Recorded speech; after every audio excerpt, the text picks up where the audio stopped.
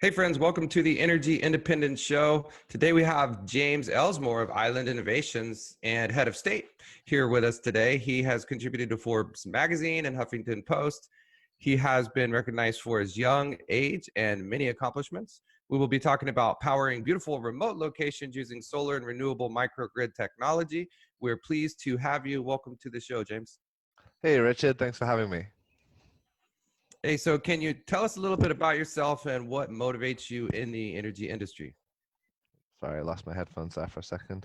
Um, yeah, so I am particularly interested, as you mentioned, in island communities and how we can bring energy to those. I started out in the renewable energy industry, and the interesting thing with many islands is the high cost of energy that they face. This applies just as much in Hawaii and the Pacific as it does in the Caribbean. And good, just to put it in perspective, you know, in the southern US, consumers are paying anywhere from 10, 12 cents per kilowatt hour for their electricity.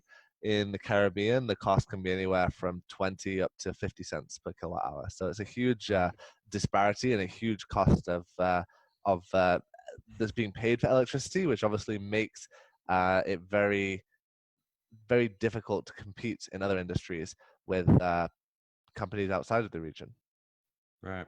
Well, it's kind of amazing to me. We have rates that are that high in California, and we're not an island. So, man, I know we get a lot of business from the economic savings that there is. So it's really neat. Can you tell us about the what island innovation is in your role there?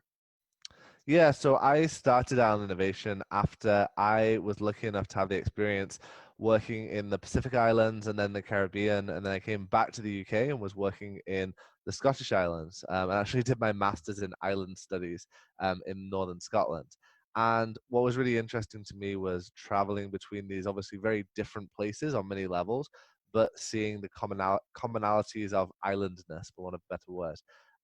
And those threads being drawn between them, whether it's expensive and unreliable electricity, whether it's difficulties in providing transport between places, dependency on certain industries like tourism, um, and the problems of providing kind of useful government services like health and education to small communities. And so there were these commonalities throughout them. And coming back to the UK and going for Scotland, what I realized was, I was in a unique position to be able to build this network between these very far-flung places.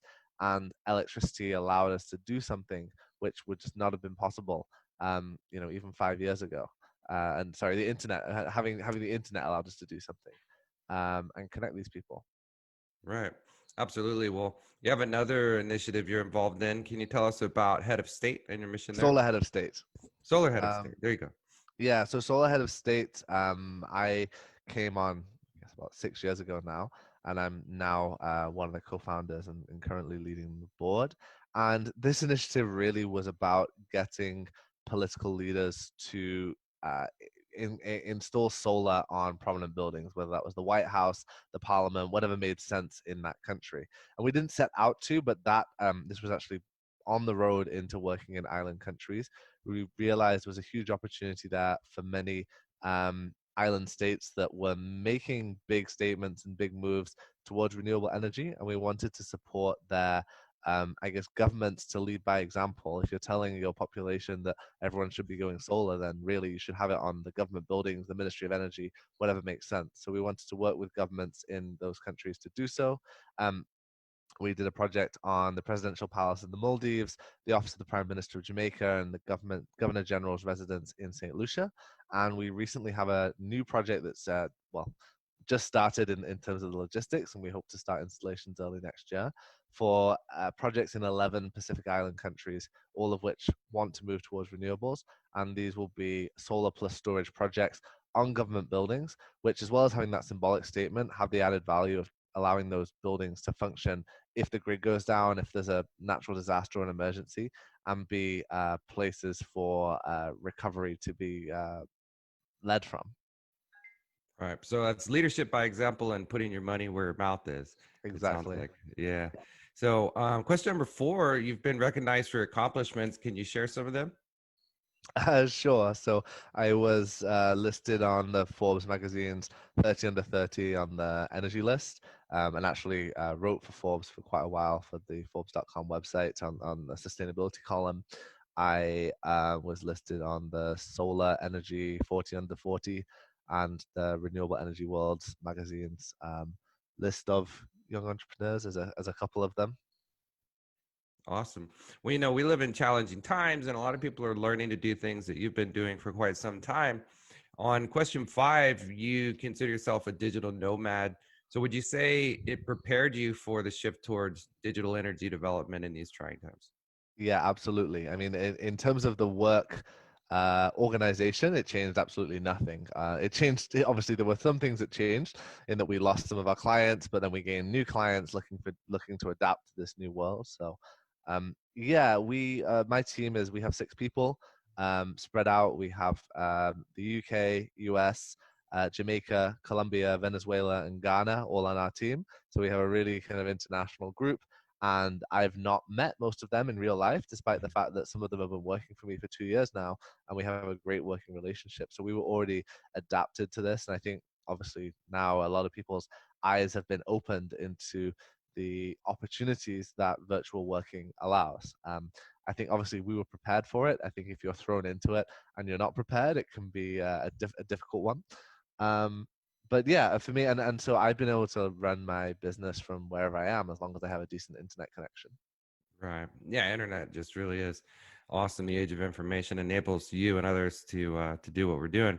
So if you're watching, we have James Ellsmoor from Island Innovation and Solar Head of State with us. There's experts on all the time like him that can share their insights and their efforts and their ambitions with us. So we encourage you to join us at facebook.com/EIG Solar, like, comment, share. So on question number 6, James, out of your travels to over 60 countries, what regions excited you the most in energy? Well, I mean, I am a big fan of the Caribbean region. A lot of really interesting things happening there, and sometimes the progress, can be slower. When you see 40 cents a kilowatt hour, you think Wow. for electricity, you think why doesn't everyone have solar when the generation cost is half of that? But there are obviously other barriers to implementing solar or other renewables in those places. But there's a lot of interesting things happening. I mean, also in the Caribbean region on the other side. Guyana is a really interesting market that has just struck oil, supposedly more oil per capita than Saudi Arabia, Wow. and is on the cusp, or was about to be before the oil price crashed, on the cusp of this huge economic boom in a country that not many people really know much about. Um, so you kind of have the whole spectrum in the Caribbean region, some petroleum countries, petroleum economies like Trinidad and Tobago that are suddenly kind of reaching the end of the age of oil and trying to figure out how they make that transition. The one exception actually in the Caribbean for expensive electricity price was Trinidad and Tobago, where the consumer was paying 2 or 3 cents per kilowatt hour because it was heavily subsidized by the government, which led to a whole other suite of problems.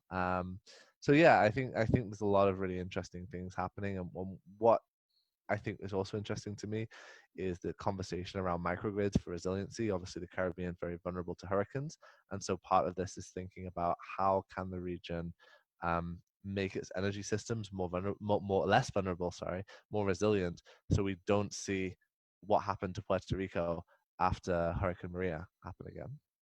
Yeah, we have some friends from Puerto Rico, and we've learned a lot about that experience and how storage really took off post hurricanes. And then in our market, just on a side note, it looks like it's a good case study here where oil and gas can lead towards renewable energy development. We lead in California in oil production, but we're also the wind capital of the world. I believe we have more solar per capita in Kern County than anywhere in the United Hmm. States, and that's all supported by or in the energy transition from oil to renewable energy. So it's certainly something in Ghana that I think could take off over there. But any kind of oil could lead a lot to renewable energy. So it's nice to hear about what's going on over there. On question 7, what renewable energy projects have you been or currently involved in that exemplify the possibilities? Okay. Well, I mean, I'm one of the small examples with Solar Head of State was, as I mentioned, installing panels with the government of Jamaica on the Prime Minister's offices, so kind of the White House equivalent. And that was a small project, I think around 20 kilowatts of panel, so really, really tiny in terms of its contribution. But it made a big statement, and actually the government used that as its opportunity, as its platform to launch a 50% renewable energy target for the country. And what's really interesting about these markets is many of them spend kind of up to a third of their economic output on importing fossil fuels from outside in order to power their economies. And running your whole electricity grid on diesel generation is not a particularly economic way of doing things. You know, it's expensive. And so looking at ways of using sources that can be generated locally, renewable energy is really, and this applies to the US as well, is a way of kind of getting that energy security, you know, contributing towards that energy security that depending entirely on imported fossil fuels cannot. And, you know, luckily the supply chains in general during this pandemic were not affected as much as we first feared. But there was that time, you know, think back to just 2 months ago, where we were thinking all the global supply chains going to collapse, you know, and this goes for energy, but also for food as well. And in some of the islands, 95% of their food is imported from overseas. And so there's now this really interesting kind of renaissance, people looking at how can we actually move back to local food production, which would be healthier and help to kind of avoid the worry of these sudden changes to the supply chain happening again. Right. Well, you kind of touched on the silver lining of the moment, really. You know, people that are gardening or producing food locally, it's not just more efficient. The food is actually tastier when you grow it locally. So, you know, that's part of the reason people don't realize food is so good in these other countries like Italy or Mexico is because they grow their food right there and you're eating fresh food. But you can't get fresh food in a New York restaurant as easily. So, you know. So on question number 8, you have upcoming events and an online summit. Can you share some details? I know a lot of a lot of people are moving in that direction. And again, you've kind of been doing this for years. So can you tell us about some of those upcoming events? Yeah, well, we were in an interesting position because we started doing virtual events before it became cool this year, and it's been obviously, like you said, every cloud having a silver lining. Some interesting, I think, opportunities have come out of this by people being forced outside of their comfort zone to use digital technologies. And I'm a big believer in the power of virtual events. And that's not to say that they're going to replace physical events. Of course not. We all